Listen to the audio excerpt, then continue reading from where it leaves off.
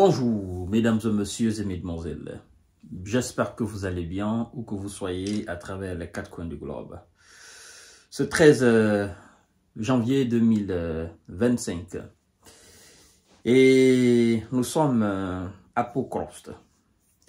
À Pokrovsk, à l'est de l'Ukraine, où les S de monsieur Zelensky sont en très grande difficulté, en mauvaise posture. Et où d'ailleurs, il faut signaler à plusieurs reprises que les forces armées de la Russie ont imposé un rythme insoutenable pour les soldats de monsieur Zelensky.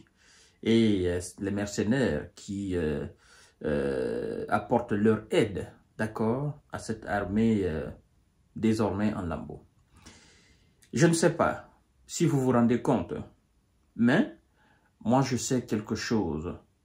Je sais que toutes les localités que M. Zelensky perd maintenant dans son pays, au prix des vies humaines, ces localités ne seront pas libérées aussi facilement. Ces localités ne seront même pas libérées par les Russes. Du genre, on vous fait cadeau. Ici, on a mené une bataille, on a perdu beaucoup de S, mais malgré ces pertes, on vous les redonne. Non. C'est pourquoi Vladimir Poutine dit carrément que toute personne ou toute nation qui s'implique dans la négociation ou qui veut s'impliquer dans la négociation pour un cessez-le-feu ou apporter la paix en Ukraine, doit tenir compte des réalités du terrain de l'armée russe. Il ne veut même pas entendre parler quelqu'un qui viendra lui dire, s'il vous plaît, retirez-vous de cette zone et voilà, nous voulons que ça... Non, il ne veut pas. Ce matin donc, qu'est-ce qui se passe? C'est autour de Pokrovsk. Il y a l'intérieur de Pokrovsk elle-même. Je crois que... Comme ils ont fait dans la ville de Kourakov et ses alentours, toutes les localités autour de Kourakov ont été conquises par l'armée russe. Toutes les localités, sans exception. C'est-à-dire, ils ont encerclé la ville avant que la ville elle-même ne tombe. Et c'est le tour de Pokrovsk. Ils sont déjà à l'intérieur de Pokrovsk. Ils mènent des combats urbains.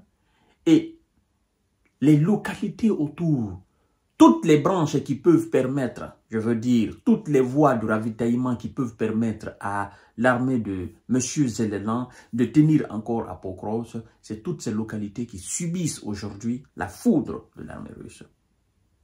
Et le ministère de la Défense russe, depuis maintenant plus de 2 semaines, chaque jour qui passe, nous annonce la prise d'une nouvelle localité. Et ce lundi 13 janvier 2025, ne peut pas faire exception parce que c'est la règle et cette règle n'a pas d'exception. Il faut continuer à prendre des localités chaque jour et il faut continuer à les annoncer. Donc, c'est dans cet esprit, n'est-ce pas, très jovial pour le ministère de la Défense russe qu'on nous annonce la prise de la localité de Pichan. Alors, on dit ceci, le ministère de la Défense russe dans son communiqué d'aujourd'hui, annonce la prise de Pichan dans l'oblast de Donetsk. Bon, le ministère de M. Vladimir Poutine, c'est-à-dire le ministère de la Défense, annonce lundi, aujourd'hui, 13 janvier 2025, la prise de Pichan, localité de l'oblast de Donetsk, située, n'est-ce pas, à quelques microns de kilomètres au sud-ouest de Pokrovsk. Fin de citation. Alors, la localité de Pichan, c'est une très grande localité. En fait, c'est un gros village. Vous voyez, des villages qui méritent d'être des villes, d'accord, administrativement, mais compte tenu d'un certain nombre de choses, ça reste toujours sous l'administration d'une autre localité. Parce que pour être, n'est-ce pas, une région administrative ou pour être une capitale d'une région administrative, il faut un certain nombre de choses. Il faut accomplir, il faut remplir un certain nombre de choses. Et donc, Pichan est dans ce cadre-là. C'est une très grande localité, un très gros village, vous comprenez, auprès de Pokros. Et d'ailleurs, n'est-ce pas, l'armée de M. Zelelan était dans cette localité de Pichan, était autour de cette localité, parce que il considérait que la chute de cette localité pourrait donner l'avantage aux hommes de M. Vladimir Poutine, hein, n'est-ce pas, d'avancer de façon accélérée vers d'autres localités, d'accord, autour de Pokros. Mais comme vous savez, depuis un certain temps d'ailleurs, moi je ne dirais même plus c'était une localité stratégique ou bien c'est une localité stratégique. Parce que dans un pays, toutes les villes, tous les villages, tous les petits coins sont des localités stratégiques dans un pays. Un pays n'est pas censé perdre une localité pour dire « oh non, ça a moins d'importance », non.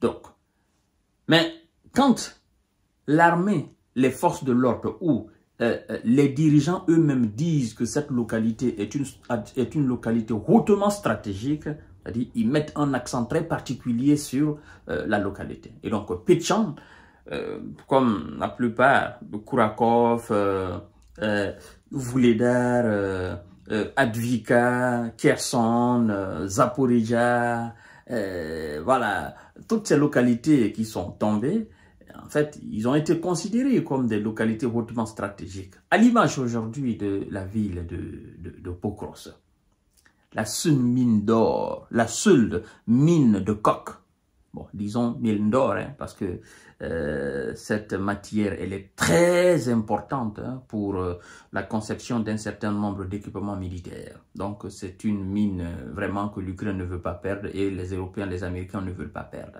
Et donc, la ville de Pokros est une ville hautement stratégique. Non seulement c'est une très grande ville, mais aussi ce qui se passait dans cette ville avant l'offensive, effectivement, des hommes de M. Vlado pour conquérir cette localité. Et donc, Pichan est tombé ce matin. Alors, est-ce que c'est tombé ce matin? Non, c'est-à-dire ce matin a été l'annonce a été faite ce matin. Mais ce qu'il faut savoir, c'est que la localité a été libérée bien avant. Donc, il fallait d'abord prendre le temps de nettoyer, n'est-ce pas, les alentours, les confins, les tréfonds, s'assurer que définitivement à 100%, il n'y a aucun soldat de M. Zelensky qui se cache dans les faubourgs, qui se cache dans les bâtiments. Il n'y a plus de soldats ukrainiens, il n'y a plus de mercenaires dans la ville de Pichan. Et donc, une fois que le ministère s'est assuré de cela, et le ministère était obligé dorénavant de passer l'annonce comme quoi nous avons conquis, nous avons le contrôle à 1000% de cette localité. Et d'ailleurs, qu'est-ce qu'ils font souvent? En fait, quand ils prennent une localité, ils chassent d'abord les cas de M. Zelelan à quelques kilomètres, n'est-ce pas, aux alentours de la localité. Donc, il y a d'abord une zone tampon qui est créée entre la localité conquise et d'autres localités. Donc, ils peuvent le repousser jusqu'à 2-3 kilomètres, d'accord, les tenir là-bas avant de passer à l'information comme quoi nous avons conquis cette localité. Voilà, mesdames et messieurs. Donc, ce matin encore, c'est une défaite pour les troupes de M. Zelelan qui peinent à tenir leur proposition. Donc, ils sont sur le reculoir depuis plusieurs jours. Je vous reviens tout à l'heure parce que eux-mêmes, ils ont fait une annonce par rapport à Pokros. Donc, partagez la vidéo dans tous les groupes possibles. Continuez à vous abonner à ma chaîne YouTube Kantechi Visionnaire le vrai. Mais aussi à ma page Facebook, le géopolitologue. Merci beaucoup et bonne suite de journée de lundi.